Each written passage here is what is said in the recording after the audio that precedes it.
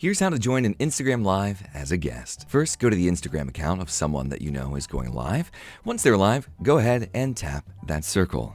And we're brought here. We're now watching the Instagram Live. So, how do we join as a guest caller? Well, first, there is that notification that just popped up that says request to join.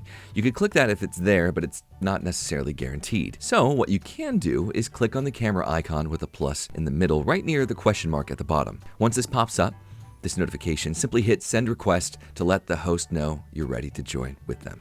The host will then receive a notification letting them know that you are ready. And once they accept your request, you'll get this pop-up notification telling you that you're about to go live.